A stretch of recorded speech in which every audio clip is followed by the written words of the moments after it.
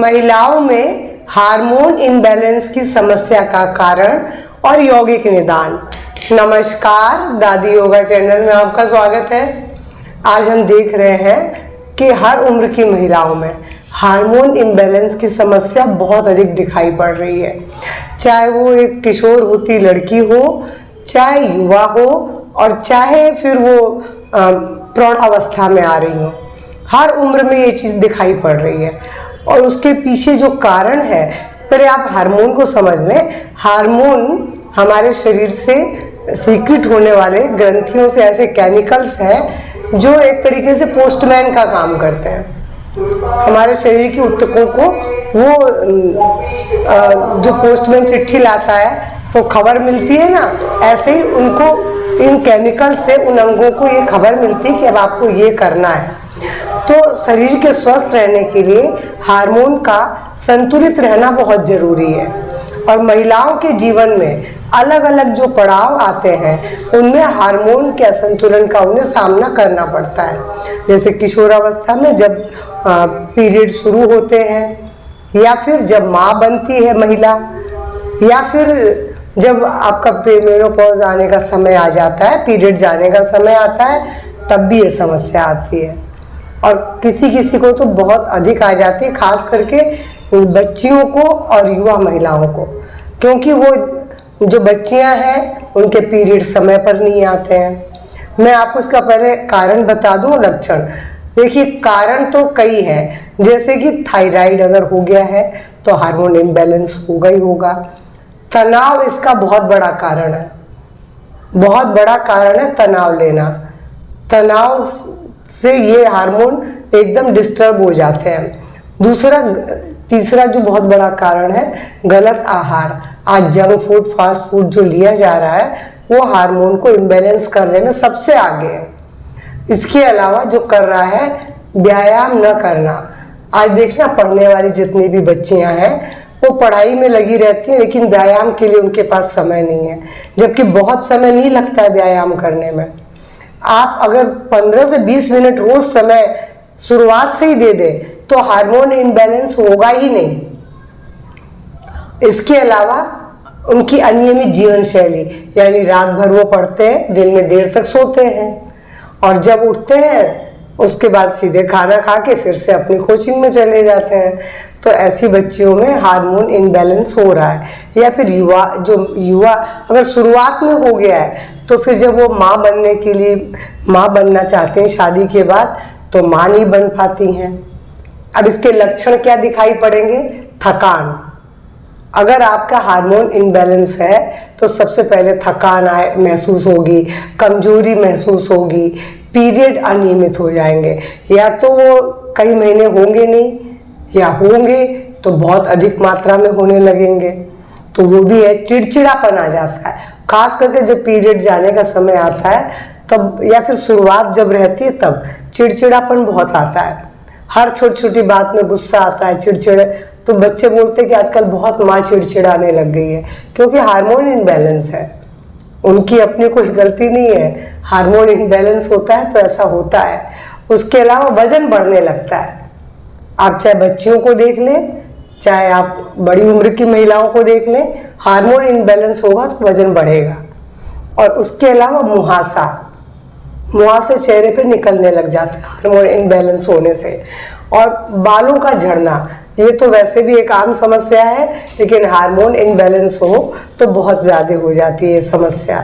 फिर चेहरे पर बाल आ जाते हैं। आपने देखा है लड़कियों के यहाँ चेहरे पर बाल आने लगते हैं, या फिर जब मेनोपॉज का समय आता है तब लोगों को आने लगते हैं, क्योंकि हार्मोन इम्बैलेंस हो रहा है। और फिर नींद डिस्टर्ब हो जाती है, नींद नहीं आती है।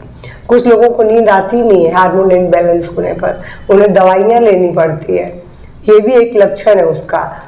और जब युवा महिलाएं माँ बनना चाहती हैं तो क्योंकि हार्मोन इम्बैलेंस है, यानी PCOS PCOD है, तो उसमें भी वो माँ बनने में सक्षम नहीं हो पाती हैं। तो ये भी इसका, जब ये नहीं है तो इसका जांच करवानी चाहिए।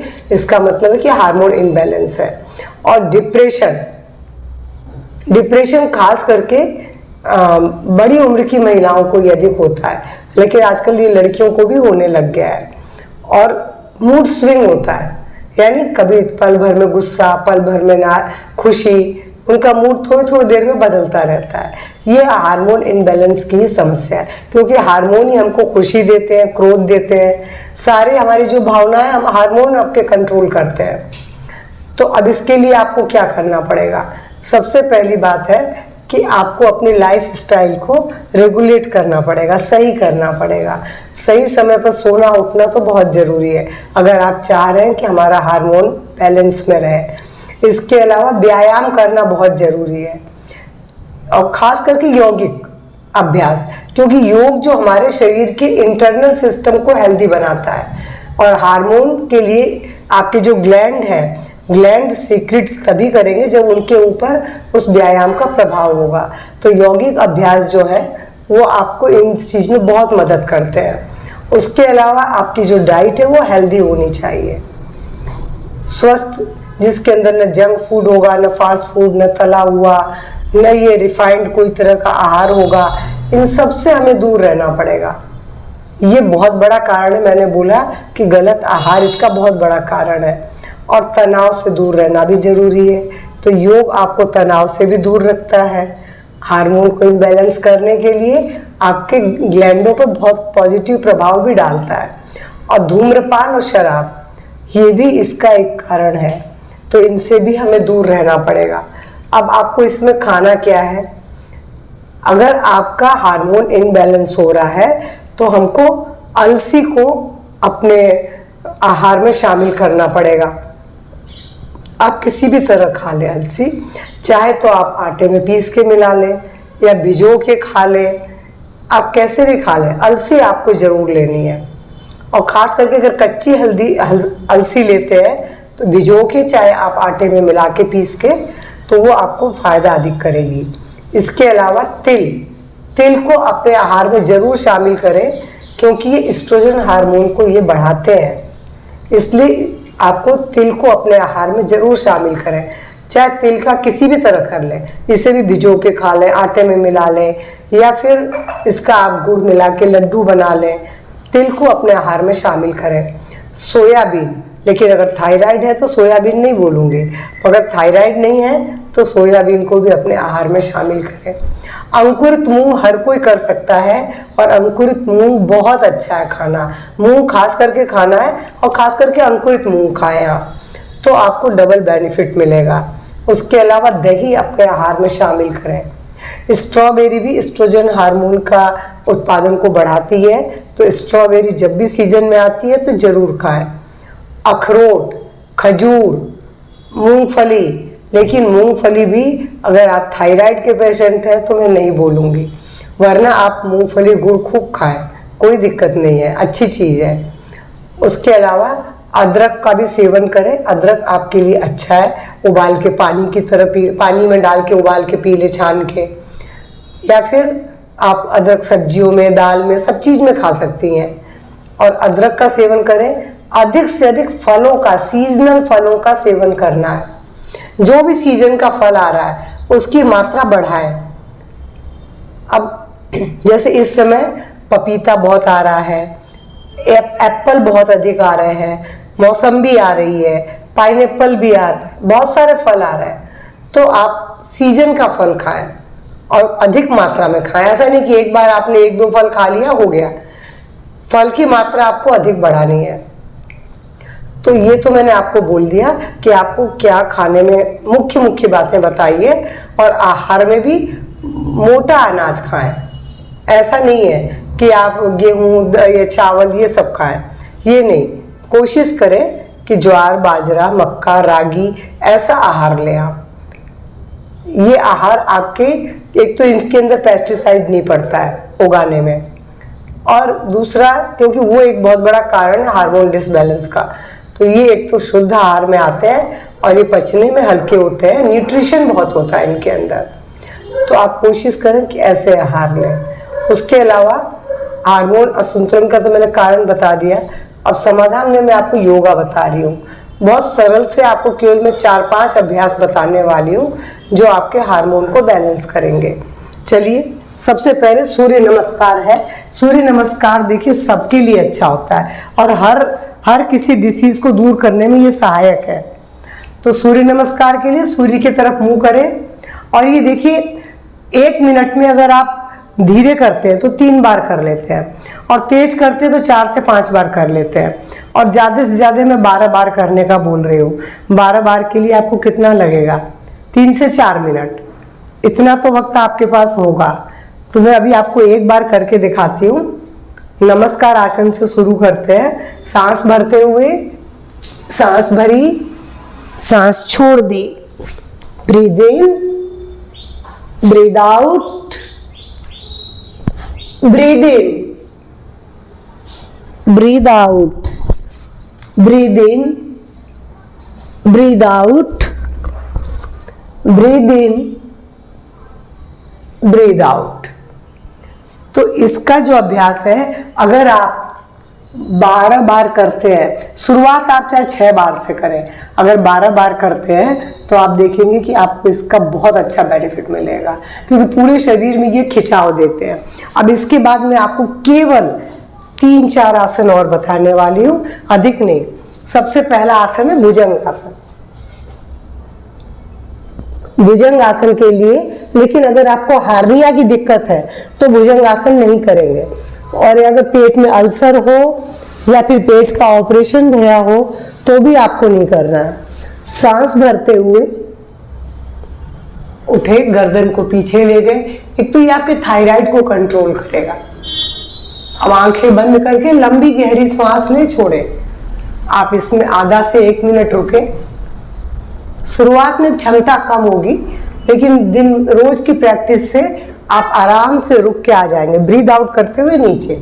अगर आप बहुत देर नहीं रुक पाते हैं तो इसका 3 से 4 बार अभ्यास कर लें भुजंग आसन का। वैसे भी 2 बार तो मिनिमम करना ही है। अगर आप 1 से 2 मिनट रुकते हैं तो भी आपको इतना करना है और नहीं तो आप 3-4 बार करें भुजंग आसन। उसके बाद मैं बोलूंगी सीधे होकर के सेतुबंध आसन। सेतुबंध आसन के लिए भी आप पैरों को इस तरह पास में ले आए, सांस भरते हुए पीठ को उठाएं, जितना उठा सकते हैं। एक तो ये आपके थायराइड को कंट्रोल करेगा। आंख बंद करके लंबी गहरी श्वास ले, छोड़े। लगातार श्वास प्रश्वास के संग आधा से 1 मिनट रुके और उसके बाद ब्रीद आउट करते हुए नीचे आ जाए। इसका अभ्यास बेशक आप 1 बार करें, लेकिन अभी जो आसन करने जा रही हूँ इसका अभ्यास 2 मिनट के लिए तो बहुत जरूरी है। और अगर आप 4 से 5 मिनट कर लेते हैं तो 100% आपका हार्मोन बैलेंस होने लगेगा।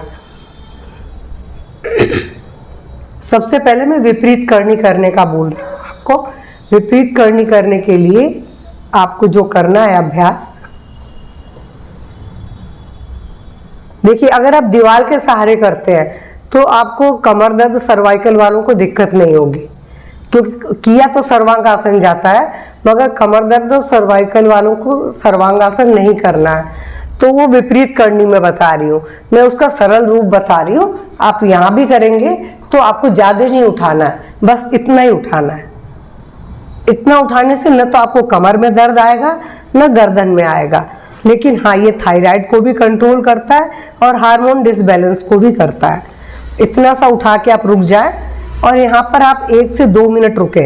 अगर 1 से 2 मिनट रुकते हैं तो 2-3 बार कर लें और ब्रीद आउट करते हुए वापस नीचे आ जाएं। अगर इसी अभ्यास को आप दीवार के सहारे करना चाहें तो एक ही बार में आप आराम से 4-5 मिनट रुक सकते हैं। देखिए मैंने कमर से लेके पाँव तक का सब दीवार पे लगा दिया है और अब धीरे से मैंने अपने पैर को पूरा ऊपर उठा दिया है।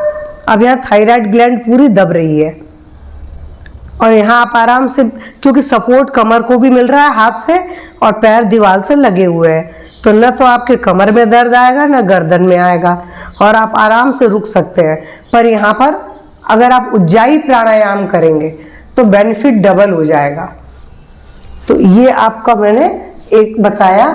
इसके बाद जो आसन बता रही हूँ वो हर कोई कर सकता है, किसी को मना नहीं है, बस आपको प्रैक्टिस होनी चाहिए, आप कर पाए। नहीं तो आप सीख ले किसी सेंटर में जाके। चक्रासन, ये सारे हार्मोन को बैलेंस करता है। कोई भी ऐसा हार्मोन नहीं जो इससे बैलेंस ना हो।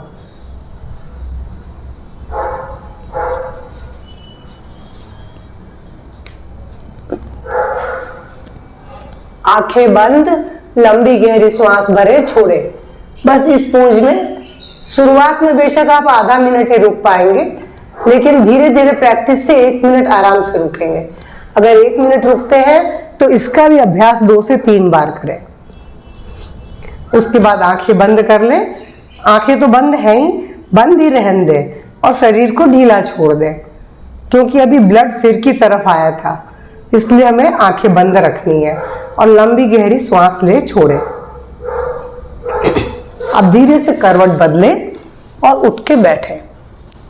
ये तो मैंने आपको केवल थोड़े से अभ्यास बताए, इतना भी अभ्यास। अब सूर्य नमस्कार के संग केवल शशांकासन, शशांकासन भी बहुत सरल है, ये तनाव को दूर रखता है। मैं आपको बता दूं कैसे होता है। ये बैठ के होता है, ऐसे बैठ के घुटने मोड़ के, और उसके बाद सांस भरे और सांस छोड़ते हुए इधर चले गए। ये डाइजेशन को भी बहुत इम्प्रूव रखता है, मन को तनाव मुक्त रखता है, और तनाव इस रोग का कारण है। और सांस भरते हुए सीधे हो गए, और उस आसन में भी आप 2 मिनट कम से कम जरूर रुकेंगे शशांक आसन में।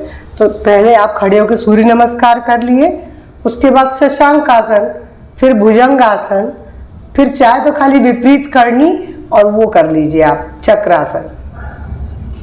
तो इतने अभ्यास से केवल आपका हार्मोन बैलेंस होने लगेगा। लेकिन हाँ देखिए, कोई भी अभ्यास, सूर्य नमस्कार 12 बार करेंगे 4 मिनट लगेगा, और बाकी 2-2 मिनट के लिए अगर ये अभ्यास भी करते हैं तो आपको 20 मिनट में सारे अभ्यास हो जाएंगे। 15 से 20 मिनट में, कोई बहुत वक्त नहीं लगेगा। और फिर प्राणायाम जरूर करना है आपको। प्राणायाम में सबसे पहले कपालभाति और अनुलोम विलोम, भ्रामरी, उज्जाई, ये 4 प्राणायाम कर लें, उतना ही बहुत है। तो मैं आपको प्राणायाम करके बताती हूँ कि आपको कैसे करना है। कपालभाति वैसे तो सबको आता है, आप पद्मासन, सुखासन कैसे भी बैठे, जैसे आपको अच्छा लगे, और आंखें बंद कर लेंगे, पीठ सीधी कर लेंगे और एक लंबी गहरी सांस लेके छोड़ दें।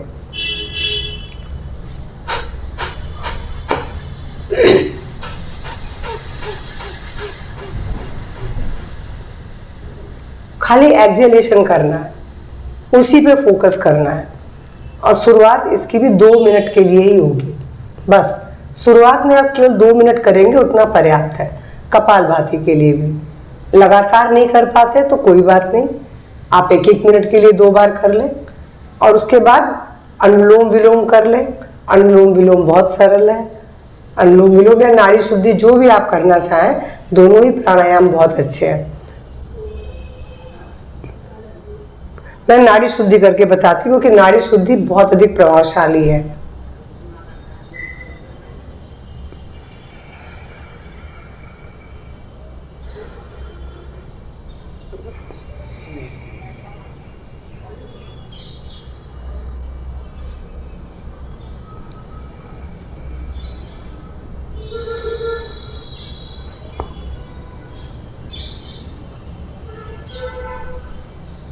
दोनों ही प्राणायाम एक तरीके से किया जाता है। लेफ्ट नोज से स्टार्ट किया, राइट से बाएं से लिया, दाएं से छोड़ा, दाएं से लिया, बाएं से छोड़ा, ये एक चक्र है। और कम से कम इसका भी 2 मिनट अभ्यास करना है। लेकिन जब आप अनुलोम विलोम करते हैं तो सांस की देखिए ऐसे आवाज आएगी।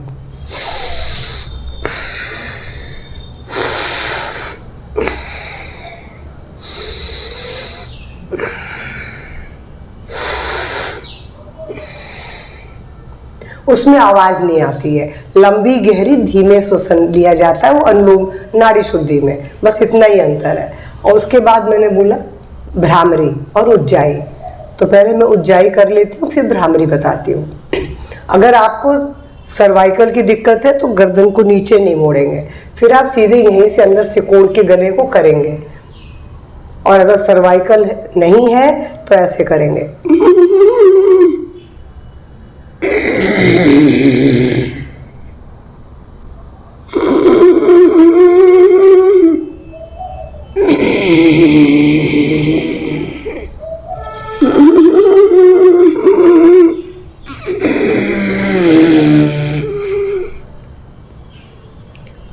मैंने 3 बार बताया है, आपको कम से कम 7 से 9 बार करना है उज्जाई प्राणायाम। ये थायराइड के लिए बहुत अच्छा अभ्यास है। और इसके बाद मैं बोलूँगी भ्रामरी। भ्रामरी के लिए क्या करना है, आपको कान बंद करना है, बस बाहर से ऐसे, ये जहाँ कान के पास गड्ढा है यहाँ पर अंगूठे को लगा देंगे, आँखों को बंद कर लेंगे और नाक से श्वास भरेंगे, नाक से छोड़ेंगे, मगर छोड़ते समय मुंह बंद करके माँ बोलेंगे। तो एक भौरे के समान गुंजन होगा, उस गुंजन का वाइब्रेशन आपको ब्रेन पे महसूस होगा। वो मन को बिल्कुल शांत कर देता है, तनाव मुक्त कर देता है। और ये हम जब तनाव मुक्त होते हैं तो सभी रोग भी दूर होते हैं।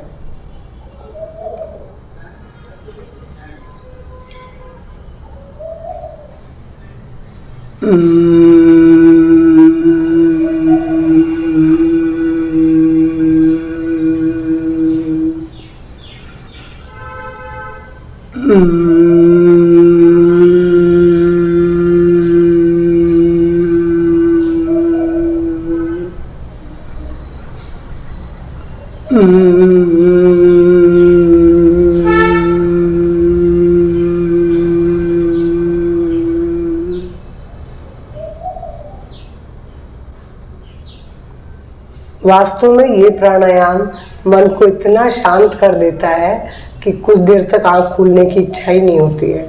अगर आप इतना करते हैं और उसके बाद केवल आँख बंद करके चाहे लेट के ओम चांटिंग कर लें, क्योंकि ध्यान बहुत ज़रूरी है। ध्यान से हमारे मन की शुद्धि होती है और मन के तनाव दूर होता है। और इसके अलावा इसका शरीर पर बहुत पॉजिटिव प्रभाव पड़ता है। तो अगर आप ओम चांटिंग करते हैं, चाहे लेट के कर लीजिए, आप बैठ के कर लीजिए, कैसे भी करिए, थोड़ी देर ओम चांटिंग जरूर करें। इतना कुछ करने के बाद हार्मोन इनबैलेंस की समस्या नहीं रहेगी और ऐसी कोई आपको प्रॉब्लम आएगी ही नहीं। जो इसके लक्षण है वो दिखेंगे ही नहीं, सब ठीक हो जाएंगे। अगर मेरा वीडियो पसंद आए तो लाइक शेयर करेंगे। पहली बार मेरे चैनल से जुड़ रहे हैं तो प्लीज़ सब्सक्राइब करना ना भूलें। मैं कोशिश कर रही हूँ कि महिलाओं की आने वाली ऐसी हर समस्याओं के ऊपर मैं आपको कुछ जानकारियाँ दूँ, जिससे कि आपकी ये समस्याएं दूर हो। तो अधिक से अधिक तो वीडियो को शेयर करें, क्योंकि आज मैंने बोला ये लड़कियों के लिए तो खैर बहुत खतरनाक है समस्या, और अभी बहुत सारी लड़कियों में ये दिक्कत है, 1-2 में नहीं है। आपको हर थोड़ी देर, मतलब कि हर 10 में से 3-4 लड़कियों में ये दिक्कत दिखेगी। हाँ, क्योंकि आज के लाइफ स्टाइल और खान पान ऐसा है। तो प्लीज़ उनको सिर्फ इतने थोड़े से आसन करके वो कुछ भी नहीं कर सकती हैं, तो कपालभाति और अनुलोम विलोम कर लें, उतना ही कर लें। तो आप 20 मिनट भी अगर देंगे तो उनका हार्मोन बैलेंस होने लगेगा। बस खान पान को सुधारना ज़रूरी है। तो प्लीज़ मेरे वीडियो को अधिक से अधिक शेयर करें, और अगर आपको कुछ कमी लगती है तो कमेंट बॉक्स में कमेंट करके बताएं। नमस्कार, धन्यवाद।